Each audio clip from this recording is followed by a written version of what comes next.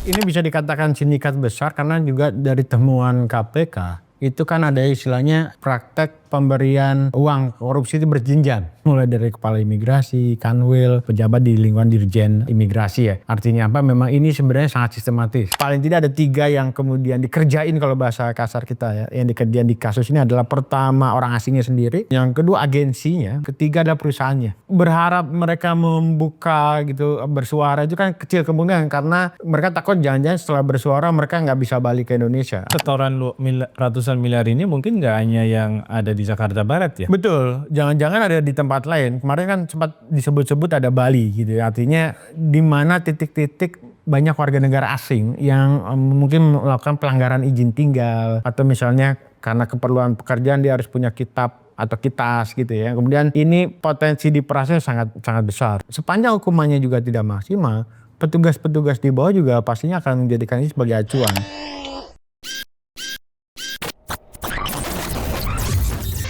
Halo sahabat integritas, jumpa lagi di kanal 1 Visi Utama program Buka Kartu. Dalam waktu yang sangat dekat, 2 pejabat tinggi di Republik ini jadi tersangka secara terpisah.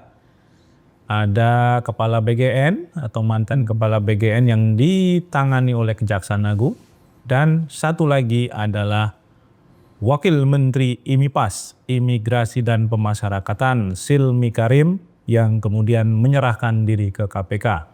Setelah beberapa waktu KPK menunggu mencari posisinya ya, yang kebetulan masih ada di Jakarta. Nah, berkaitan dengan kasus Silmi Karim ini, kita melihat dari pemberitaan yang terupdate setidaknya yang mengejutkan nilai pemerasan ya, atau katakanlah nilai uang ya yang dikelola oleh sindikat besar ini mencapai ratusan miliar. KPK memang belum menyebut nilai pastinya, akan tetapi sudah disebutkan hingga ratusan miliar. Nah, ada 8 orang yang sudah ditetapkan sebagai tersangka oleh KPK, termasuk Wakil Menteri IMIPAS. Sebagaimana kita tahu, Wakil Menteri IMIPAS ini sebelumnya juga adalah Dirjen Imigrasi gitu ya, yang kebetulan berada di posisi yang strategis untuk berurusan dengan keluar masuknya orang dari negara lain ke Indonesia. Nah, untuk membahas kira-kira apa masalah yang ada di belakang sektor keimigrasian ini, kita akan membahas dengan Bung Emerson Yunto dari 1 Visi Law Office. Bung Emerson Yunto. Ya. Ini ada 8 yang jadi tersangka dengan berbagai jenjang jabatan, akan tetapi semuanya ada di klaster imigrasi.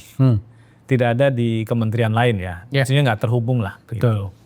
Nah, ini berarti mencerminkan bahwa praktek ini sudah semacam sindikat besar dong, karena juga akhirnya melibatkan wakil menterinya.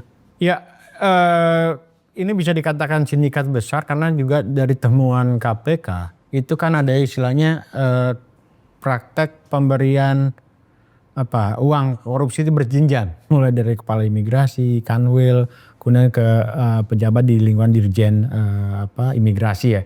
Artinya apa? Memang ini sebenarnya sangat sistematis, terstruktur. Kalau sawah teras sharing itu kan airnya dari atas, betul, turun ke bawah begini. Ini kembali betul dari bawah ke atas. Nah, ini kan mencerminkan memang kalau bahasa yang agak kasar, bobroknya sebenarnya sistem pengawasan dan juga tata kelola di lingkungan imigrasi. Bayangkan pejabat nomor 1 sebenarnya. Kan Pak Silmi kan sebenarnya mantan Dirjen Imigrasi sebelumnya. Kemudian yang kedua sekarang jadi Wakil Menteri Imigrasi dan Pemasyarakatan. Jadi bagaimana mungkin ini tidak diketahui gitu ya. Banyak pihak juga bilang jangan-jangan memang malah mencebur kan? Malah menceburkan diri begitu ya. Bukan dicegah malah menceburkan diri begitu. Nah, Bung Emerson, kalau kita lihat dari perjalanan sejarah pembenahan imigrasi di Indonesia ya, kita tahu dulu zamannya Prof. Denny Indrayana ya sebagai waktu masih bergabung ya Kementerian Hukum dan HAM, Menteri Hukum dan HAM itu kan sudah mencoba untuk juga bersih-bersih. Ya, dan relatif lumayan lah ada perbaikan. Mulai dari soal digitalisasinya ya. kita sebagai warga negara juga sebenarnya merasakan. Kalau dulu itu kan nunggu nggak jelas, harganya juga kadang-kadang nggak jelas gitu ya. Kemudian ada uang fotokopi yang itu nggak ada hubungannya. gitu ya. Tapi sekarang ini kan semua digital. Kita mau cari paspor atau mau pengajuan paspor perpanjangan itu kan dengan mudahnya itu kita dapatkan dan jelas. Tapi masalahnya ternyata ini seperti perubahan-perubahan yang nggak tahan lama nih. Ya. Karena setelah kasus ini kita baru tahu betapa dalamnya persoalan keimigrasian yang terkait dengan isu korupsi gitu. Ya, jadi kalau punya dimensi publik seperti paspor sebenarnya harus diakui imigrasi salah satu bisa dikatakan pionir ya. Bagus, dapat pujian dari banyak pihak gitu.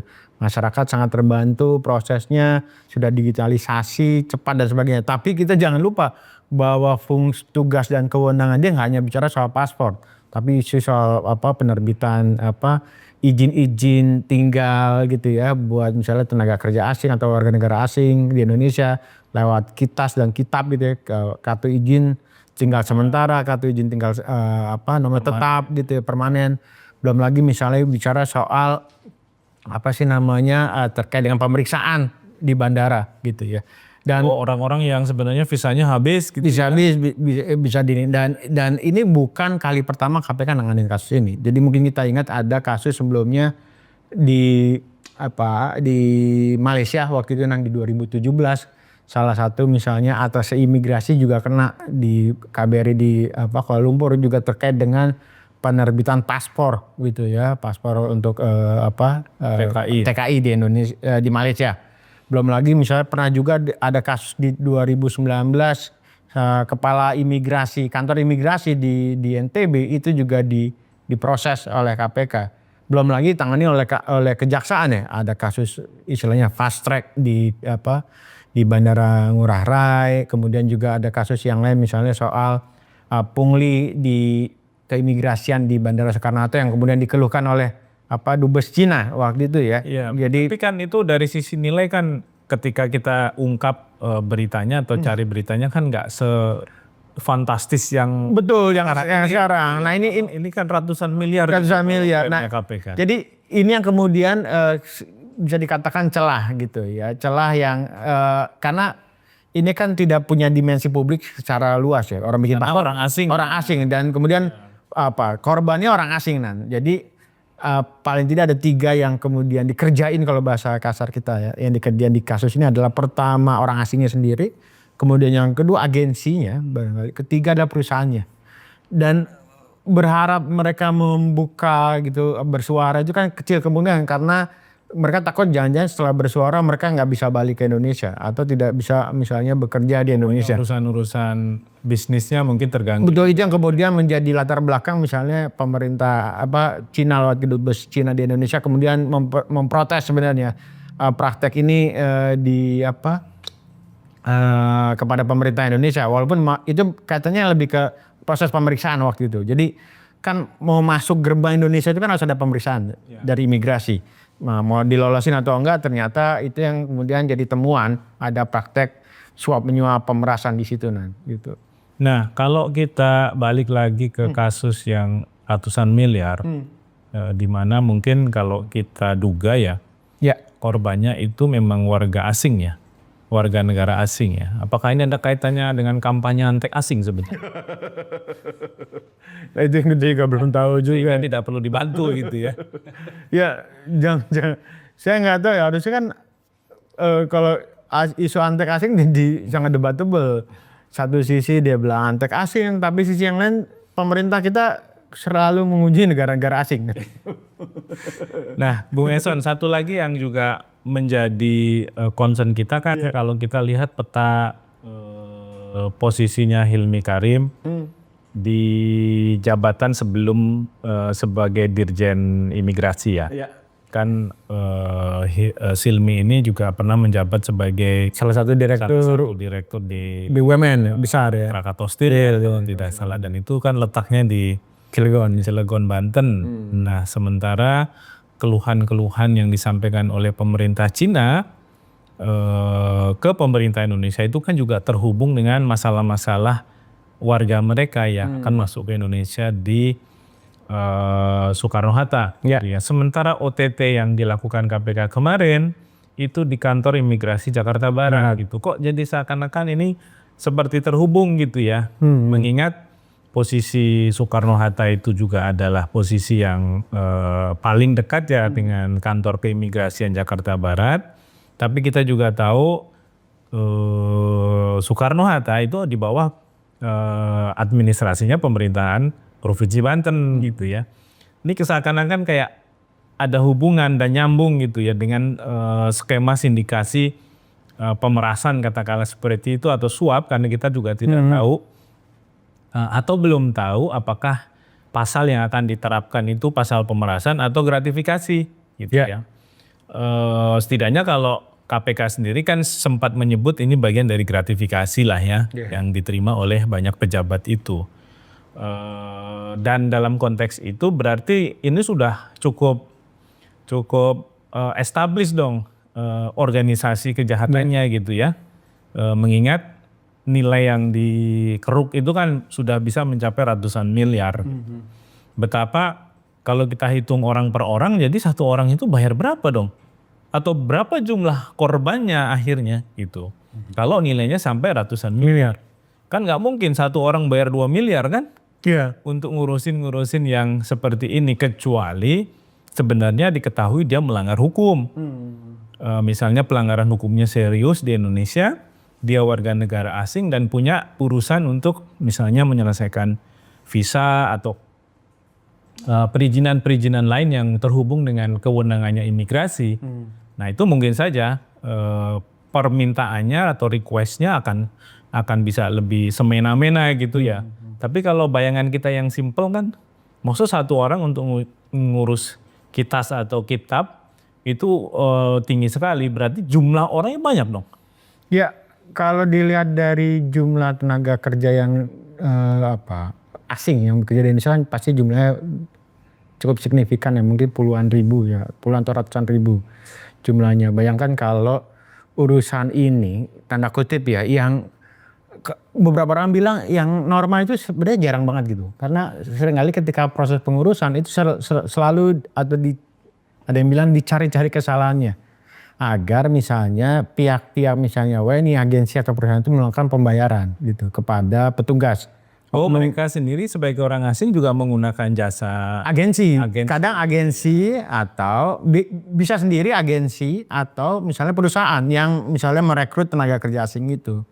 Nah ini yang kemudian dipakai gitu ya oleh mereka. Jadi dengan alasan-alasan yang dicari-cari, dokumen tidak lengkap, administrasi syarat yang tidak lengkap, kemudian membuat si agensi WNA itu ataupun perusahaan tidak punya pilihan selain ada uang untuk akselerasi percepatan agar kitas atau kitab itu kemudian keluar. Nah, ini bayangkan kalau nilai ratusan miliar, artinya kan yang diterima ratusan miliar, artinya sebenarnya pola yang sebenarnya saya menduga jangan-jangan nggak hanya terjadi di Jakarta Barat, Banten dan sebagainya. Karena kemarin kalau perkembangannya salah satu juga ada case yang kemudian di Bali gitu ya.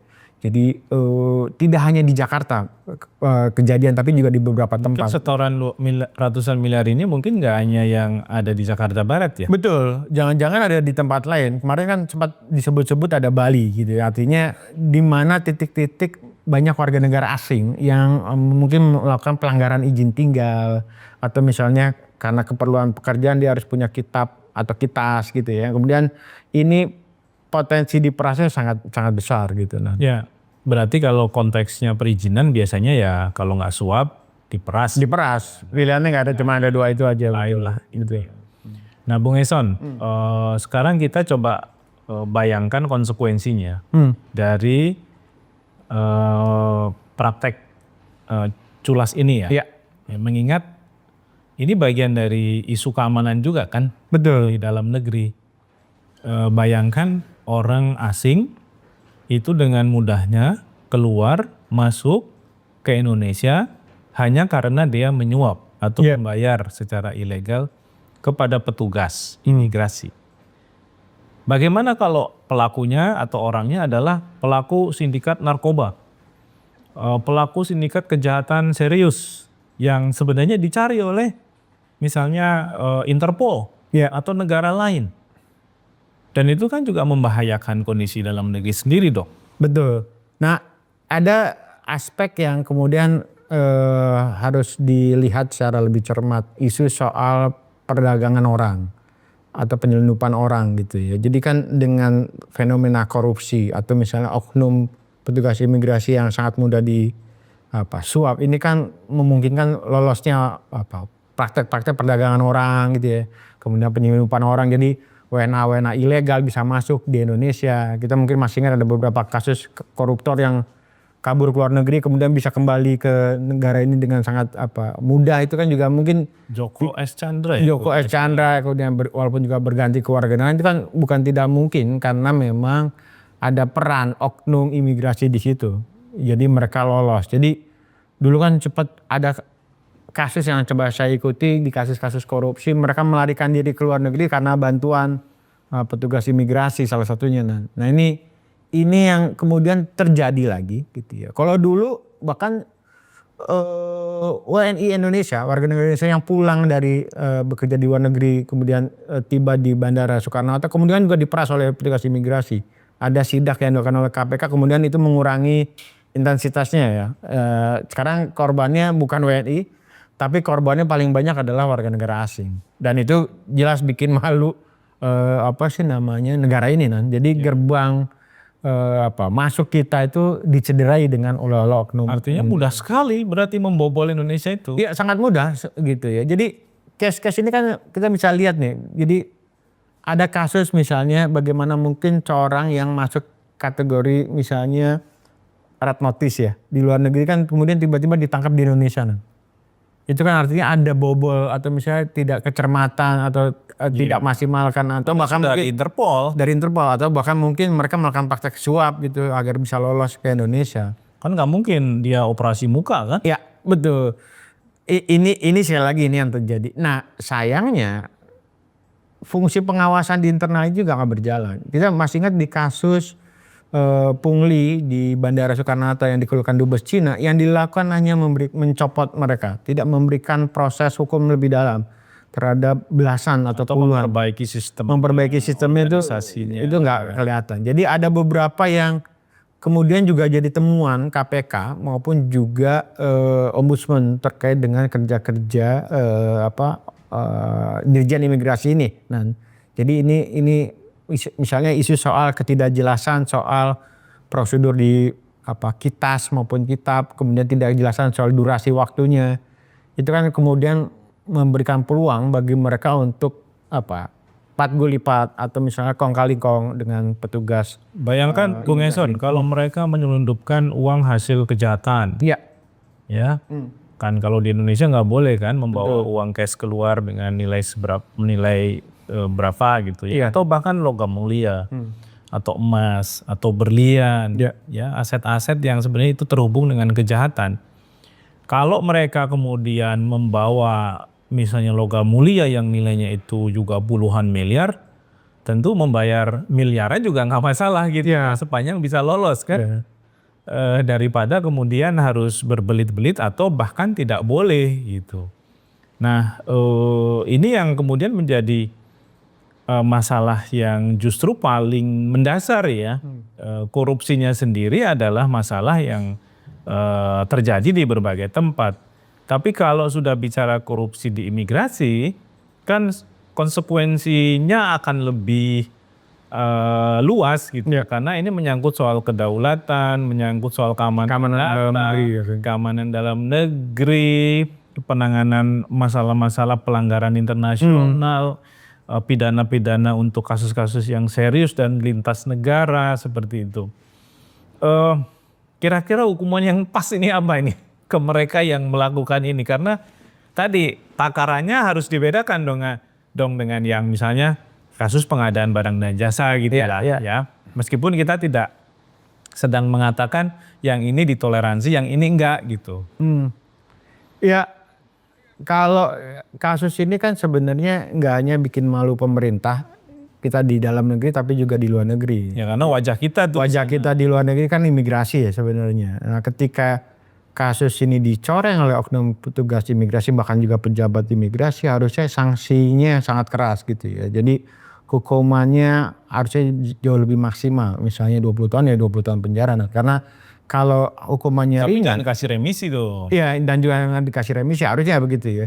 Nah sepanjang hukumannya juga tidak maksimal, petugas-petugas di bawah juga pastinya akan menjadikan ini sebagai acuan gitu. Ya kalaupun itu mungkin dianggap apes ya. Tapi sepanjang hukumannya maksimal ini kan juga memberikan efek jera buat tidak hanya pelaku tapi juga mungkin pelaku yang belum ketangkap.